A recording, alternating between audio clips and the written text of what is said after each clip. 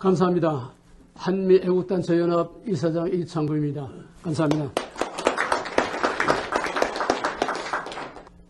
지금은 엄청난 세력들과의 보이지 않는 제3차 세계대전이라고 할 만한 큰 싸움을 벌이고 있습니다. 미국의 트럼프가 등장했다는 것은 지금까지 전 세계와 미국을 지배해왔던 보이지 않는 배후의 검은 세력, 검은 선과의 선전포고입니다. 선거운동 때부터 이건 누가 대통령이 되냐 하는 정치적인 얘기 아니라 마치 다윗이 물맷돌 하나 가지고 30만 대군의 블레셋 대군과 골리앗과 싸우는 것과 같은 혈혈단신으로 이 어마어마하게 거대한 누구도 건드릴 수 없는, 건드리고 살아남을 수 없는 그런 무시무시하고 어마어마한 그런 큰 거대한 검은 세력과의 본격적인 싸움을 시작한 것입니다. 이미 전쟁을 시작했습니다.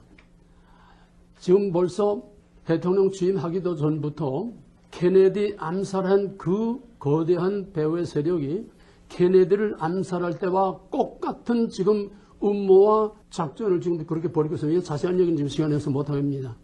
트럼프가 언제까지 살아남을지 예측할 수가 없어요. 왜? 그 세력 앞에 살아남을 일이 없어요. 그러나 그는 죽으면 죽으리라. 끝까지 엄청난 싸움을 싸울 것입니다. 왜냐하면 이거는 어떤 정치적인 부분적인 뭐 오바마 개헌이나 뭐 이런 걸 바꾸는 개혁이 아니고 혁명입니다. 본래의 영광스러운 미국을 회복하겠다는 겁니다. 거기는 엄청난 경랑과 엄청난 나라 안팎에 우리가 예측할 수 없는 그런 큰 태풍과 경랑을 겪어나가야 될 것입니다. 트럼프는 이미 그걸 각오하고 있습니다. 마찬가지로 지금 미국의 트럼프 이변이 한국과 똑같이 지금 닮은 거울로 그림자와 같이 한국에서 벌어지고 있습니다. 오늘의 한국에서 벌어지고 있는 최순실, 박근혜 탄핵 사건은 정치적인 문제도 아니고 이거는 어떤 민주화 운동도 아니고 어떤 법치를 세워서 나라를 바로 하자는 게 아니라 똑같은 정반대의 혁명입니다. 트럼프는 거대한 세력과 스스로 다윗처럼 나와서 도전을 했지만은 지금 한국은 거대한 세력이 다윗을 죽이려고 지금 대통령과 최순실을 지금 걸고 있는데 그건 최순실이 박근혜가 아닙니다. 대한민국과의 싸움입니다. 그러므로 금년에 대한민국이 더 이상 계속되느냐 아니면 대한민국이 이것으로 끝나고 대한민국은 영원히 지도상에서 없어지고 조선민주주의 인민공화국이 되는 적화 통일이 되느냐 지금 종이 한 장 차이로 운명이 지금 갈라지는 생사의 문제입니다. 최순실 사태가 왜 터졌느냐 자세한 얘기 못하면 시간이 없으니까 간단히 말하면 지금 북한과 남한은 시서와 같이 어느 쪽으로 길어지느냐 누가 먼저 망하느냐 지금 아슬아슬한 이런 순간에 와 있습니다. 아주 극한 상황에 와 있고 북한도 극한 상황에 와 있고 핵 까졌지만 핵이 북한을 지탱해 못 줍니다. 북한도 지금 극한 상황에 와 있고 남한도 지금 극한 상황에 와 있습니다.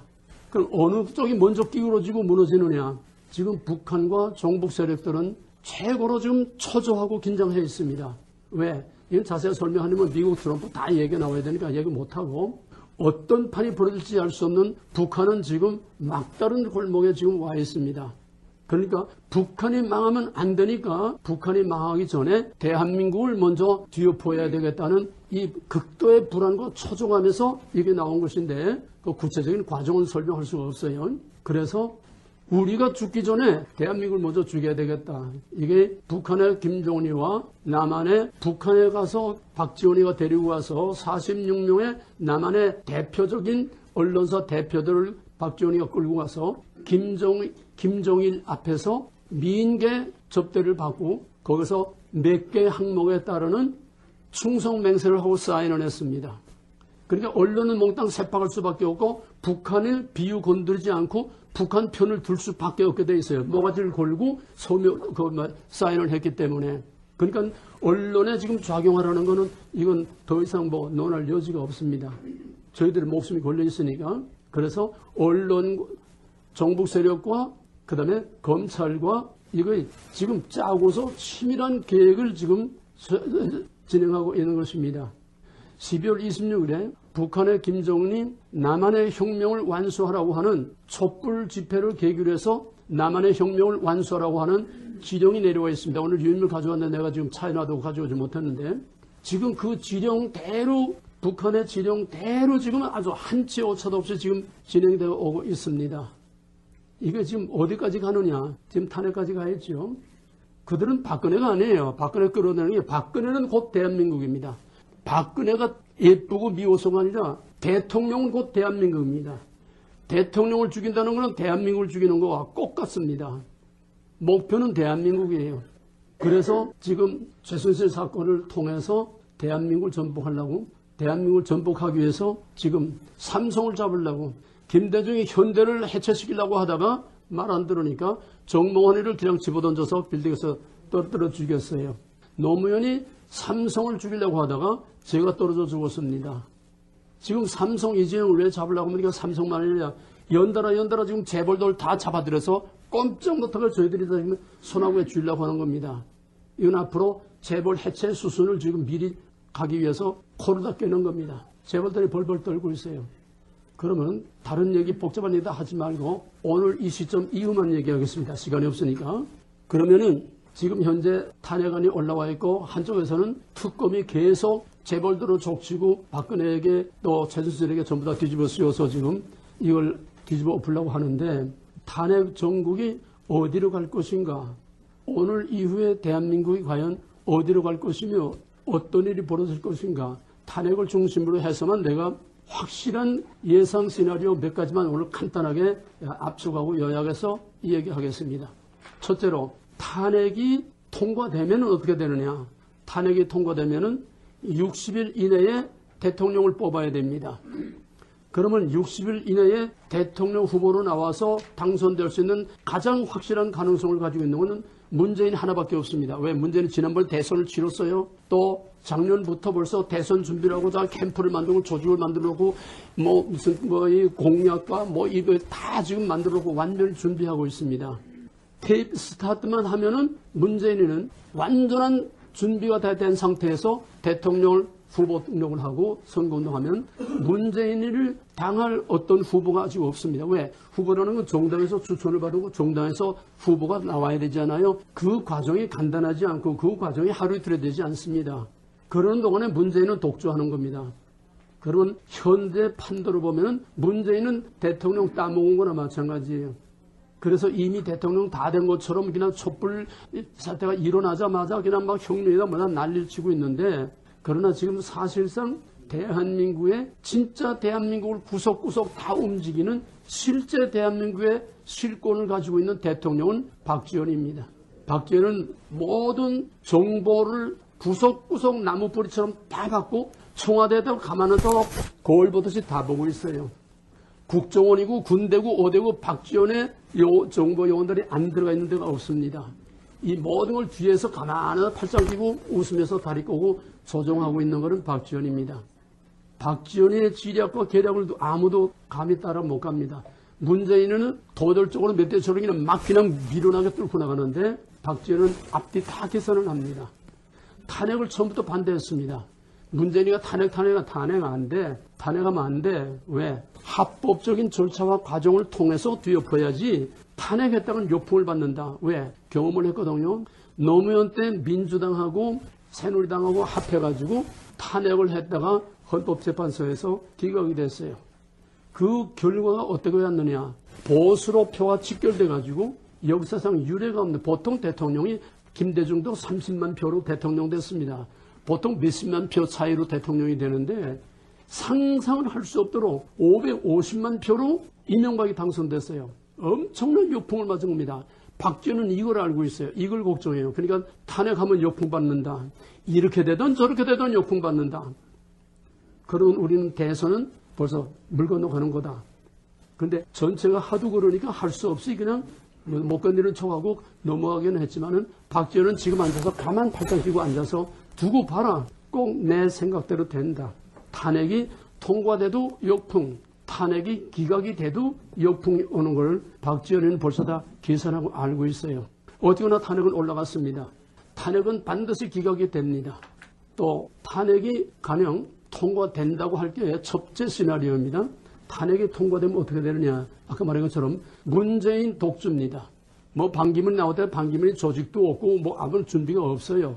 2달 동안에 대통령 선거를 할 수 있는 준비가 하루 이틀에 갑자기 되는 게 아닙니다. 유엔 총회 사무총장 했다고 되는 게 아니에요.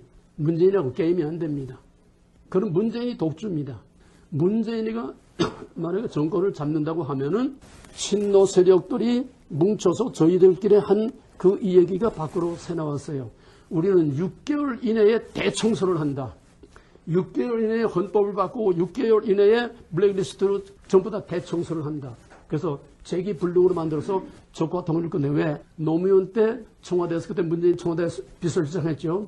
노무현 때 그 청와대에서 나오면서 그들이 뭐라고 했냐면 우리는 이미 구분능선까지 다 올라와 적화통일. 구분능선까지 더 올라왔는데 이놈의 이명박 때문에 다 써놓은 죽에 콧바뜨렸다. 다시 기회가 오면 그런 시간에 여유를 주지 않는다는 거예요. 일사천리로 그냥 나가버리고 맙니다. 그래서 문재인이 되면은 먼저 헌법부터 고칩니다. 문재인이 오면 간단히 말해 문재인이 오면 첫 번째는 일사천리로 모든 법을 다 뒤엎이고 지금 국회 3분의 2 이상을 지금 확보하고 있죠. 국회 3분의 2가 200명 3분의 2인데 이번 탄핵이 234명 새누리당 일부까지 합쳐가지고 234명. 그러면 3분의 2 이상의 의석을 가지고 있다고 하면은 완전히 국회 독재입니다. 우리나라는 지금 국회 종북 세력에 의한 국회 독재입니다. 국회 하고 싶은 대로 다 해요. 무슨 법이든 다 만들 수 있어요. 정말 무소부입니다. 저희 하고 싶은 거 못할게요. 거침이 없어요. 그러면은 대통령이 되면은 6개월 이내에 만약에 3, 4월에 대통령이 된다고 하면은 금년 안에 모든 법을 헌법과 모든 법을 다 고칩니다. 예를 들어서 사드라든지 뭐 한미동맹이라든지 무슨 뭐 그런 우리 국가 안보에 가장 중요한 거라든지 이 모든 법 개성공단 북한과의 관계 모든 법을 그냥 일세 다 차례 다 바꿔버리고 완전히 적화 통일의 법적인 장치를 완전히 다 끝내버리고 아무도 저항 못하게 만듭니다. 그 다음에 탄핵이 만약에 통과된다고 하면은 그 다음에는 완전히 혁명으로 가는 겁니다. 그래서 문재인이가 지금 완전히 자기는 대통령 다 된 줄 알고 있어요. 그러나 분명히 말합니다. 절대로 문재인 반기문 대통령 안 됩니다. 절대로 안 됩니다. 제 아무리 파워를 가지고 있고 뭐 해도 그 다음에 이거는 한마디로 끝납니다. 문재인이가 그 유명한 그 중도리 있잖아요. 저기서 이제 대담을 하면서 당신이 만약에 탄핵이 기각되면 어떻게 할 거냐 그러니까는 혁명밖에 없다. 혁명이란 뭡니까? 기존의 모든 가치 체계와 모든 시스템과 모든 목을 몽땅 다 뒤엎어버리는 게 하나도 남겨서 완전히 180도 뒤엎는 게 혁명입니다. 그래서 공산주의는 역사도 뒤엎고 모든 가치를 다 뒤엎는 거예요. 하나도 계속되는 게 없어요. 문재인이가 혁명한단 말이에요. 촛불 세력을 가지고 청와대 쳐들어가서 끌어내리고 뒤엎고 볼셰비키 혁명과 같은 무력혁명, 군중폭동으로 혁명을 하겠다는 거예요. 문재인의 두 번째 카드입니다. 대통령 만에 탄핵이 기각되거나 자기가 대통령 안 되면은 군중을 얻고서 완전히 이번엔 다시 기회를 놓치지 않고 대한민국을 볼셰비키 혁명처럼 뒤엎어서 완전히 대한민국을 끝장내고 자기가 통일대통령 되겠다는 얘기입니다. 만약에 헌법재판소에서 탄핵안이 기각되면 어떻게 되느냐.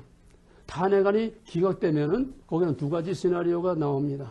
탄핵안이 기각되면은 군중을 선동해서 엄청난 시위 폭력화, 시위를 폭력화합니다. 근데 이번에 역사상 세계나 한국에서 유례가 없는 이상한 사태가 벌어졌어요. 광화문에서 촛불 집회를 하는데 촛불 집회 무대 만들어 놓고 쇼도를 하지 않습니까? 연예인들 나오고 뭐 쇼도를 하는데 거기들 구경도를 하는데 어떤 스님이 도대체 이 촛불 집회가 어떤 건가 좀 실태를 알아보려고 광화문에 와서 이제 군중석을 왔다 갔다 하면서 돌아다니는데 보니까 여기서 쑥덕쑥덕 하는 거 보니까는 전부 5만 원씩 받고 나왔다 이래요. 너 만원 받았냐? 야 이게 뭐야? 그래가지고 이제 근처에 식당에 들어갔더니 식당에 그 주동 멤버들이 있는데 주동 멤버들은 여기 저희끼리는 알아보게 여기 부표를 전부 다 놨대요. 자기는 없는데 몰래 슬그머니 가서 옆에 가서 이제 앉았는데 저희들끼리 얘기하는 거에 5만 원씩 주고 다 더 오는 거라고 그러더래. 그럴 수 있나? 믿거나 말거나 이건 사실입니다. 그래가지고 또 다른 식당에 가보려고 하는데 마침 거기에 저희들이 비밀로 확보하고 있는 부표가 하나 떨어진 거 있더래요. 그거를 주워가지고 여기다 달고 앉아있으나 의젓하게 앉아있으니까 뭐 저희끼리 뭐 다 얼굴 다 압니까? 이거 붙으면 다 저희 편이죠. 저희끼리 노골적으로 5만 원 주고 다 동원한 거라고 그러더라는 거야. 또 애신 기자들이 와서 보니까 이거는 분노한 군중들이 아니고 축제라는 거야. 애들 데리고 나와서 거기 장사꾼들이 왔다 갔다 하고 뭐 사서 그냥 먹고 즐기고 엔조이하고 쇼 보면서 엔조이하고 이거는 축제지 분노한 군중이 아니라 이게 이상하다는 거예요. 그래서 애승자들이 전 세계에 한국에서 새로운 이 시위 문화가 나왔다. 평화적인 시위 문화가 나왔다. 이게 모든 다른 나라도 본받아야 된다. 이런 즐겁고 평화롭고 엔조이하는 이런 시위. 온 세계 언론들이 막 그냥 뒤집혔어요. 새로운 시위 문화가 나왔다, 한국에서. 그래서 거기서 무대에서 한참 이제 쇼를 하다가 이 띠들은 진짜 주동자가 나와가지고 그 적당한 시기에 이제는 청와대로 가자! 그때 같은 왁 하고 일어나는데 한 사람도 끔찍을 안 하더래요. 반응이 없어. 평화적인 시위는 누가 하자고 한 게 아니라 저희가 계획한 게 아니고 저희가 교육시켜서 한 게 아닙니다. 하나님이 막은 겁니다. 혁명은 안 돼. 청와대 100m까지는 가도 너희들이 청와대 못 쳐들어가. 혁명은 안 돼. 하나님이 막은 겁니다. 왜?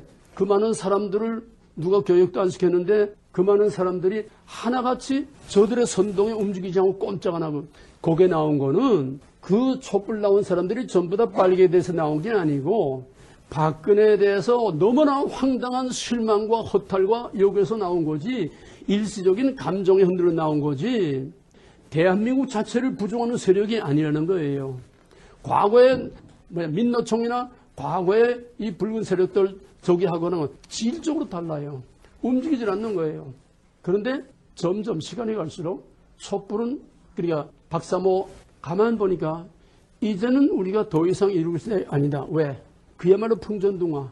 대한민국이 더 이상 존속되는 건 알죠. 저것들은 박근혜가 아니라 대한민국 자체. 박근혜 이끌어 대한민국이다. 대한민국을 저 붉은 악마의 세력들에게 내주는 거 이것만은 못 참는다는 거야. 이것만은 안 된다는 거야. 박근혜가 잘못했어도 대한민국을 버릴 수는 없다는 거야. 그래서 박사모가 먼저 일어나기 시작했습니다. 서울역 광장에서 뭐 몇백 명 모여서 뭐 마셔 하니까 뭐 70, 80대들 뭐 60대들 나오니까 저쪽에서는 콧방구도 안 치고 저까지 늙은 것들 저까지 것들 모여서 몇 명 모여 봤댔자 별거 있나. 근데 놀랍게도 언론이 이걸 얘기했어요.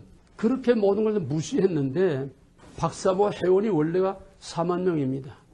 그런데 서울역 집회 한 번 하고 나서 일주일 새에 3만 명이 들어서 박사모 회원가 7만 명이 됐다고 언론이 바짝 긴장했어요. 야, 이거 늙은 역 무시할 게 아니로구나. 그런데 서울역에서 아니라 이제는 광화문으로 쳐들어왔습니다. 그래서 박사모가 촛불은 바람이 불면 꺼진다. 특히 새누리당의 김진태 의원. 촛불은 바람이 불면 꺼진다. 무슨 바람? 거짓은 진실의 바람이 불면은 거짓은 무너지고 꺼지는 겁니다. 아무리 위력이 세도 진실 앞엔 못 견뎌요. 그러니까 태극기 세력이 광화문으로 시청학 광장으로 나오니까 이젠 광화문을 다 점령해버려요. 정복해버려요. 거기서 종로 5가까지 청계천 5가까지 끝이 안 보여요. 태극기 물결이. 거기 어떤 고등학생이 하나 촛불 집회 매주 나오다가 인터넷 뭐 다 보잖아요. 유튜브도 보고 다 보잖아요.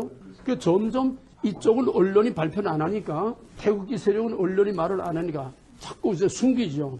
근데 저희들이 인터넷에서 다 보니까 이게 아니다. 그래가지고 태극기 집회에 나왔다 보니까 완전히 비교가 되는 거예요. 저쪽은 태극기가 없어. 촛불은 애국가가 없어. 여기는 태극기가 있고 애국가가 있어. 그럼 어느 것이 진짜 나라를 위하는 거냐 이 말이에요.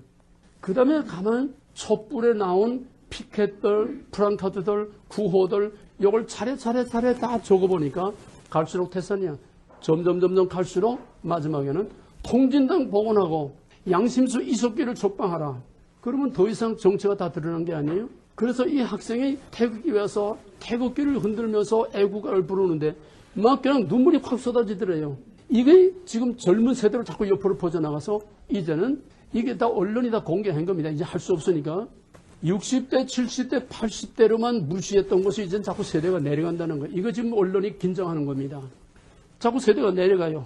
점점 시간이 갈수록 젊은 세대들이 내려가. 이제는 그 태극기 물결에 젊은 세대들이 이제는 전면에 나와가지고 점점 젊은 세대가 확장돼 나갑니다.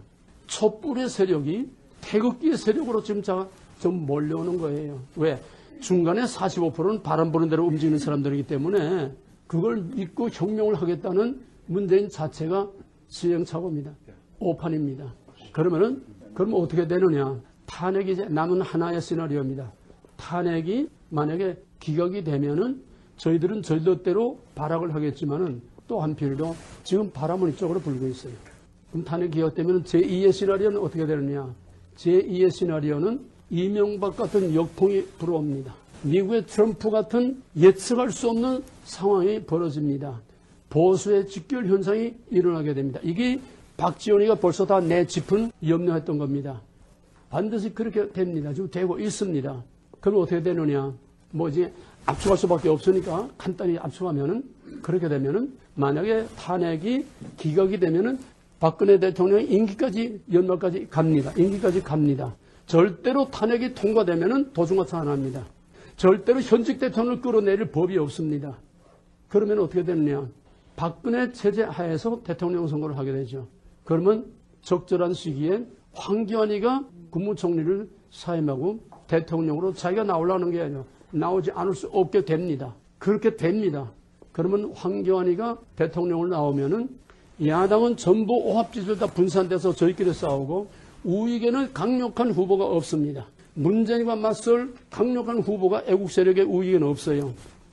그러면 보수의 직결 현상의 역풍으로 황교안이가 당당하게 이명박처럼 당당하게 대통령이 됩니다. 그 다음에 문제예요. 그러면 오늘의 현사들 어떻게 하느냐. 국회가 절대 독재를 하고 3분의 2 이상 절대 독재를 하고 있어요. 어떻게 할 수가 없어요. 종북 척결을 해야 됩니다. 공안 종국이 될 수밖에 없어요. 트럼프와 똑같은 엄청난 경랑이 일어나고 반발이 일어나고 혼란이 일어나는 뻔한 사실. 이거를 통과할 수 있는 사람은 황교안이밖에 없습니다. 통과합니다. 그 다음에 뭘 해야 되느냐. 지금 현재 법은 본래는 상권 분립에 의해서 대통령의 권한은 국회에서 통과된 법안을 비토하는 거부권하고 국회 해산권 두 개가 대통령의 상권 분립에 서로 상호 견제에 대한 유리한 법인데 이거를 과거 김대중 노무현 정권에서 대통령이 국회 해산하는 법을 없애버렸어요. 이걸 어떻게 해서라도 이거를 대통령이 국회를 해산하든지 아니면 국민이 국회를 해산하고 국회를 국민이 심판하는 어떤 이변이 일어나야 되고 또 어떤 방법으로든지 반드시 국회는 해산돼야 됩니다.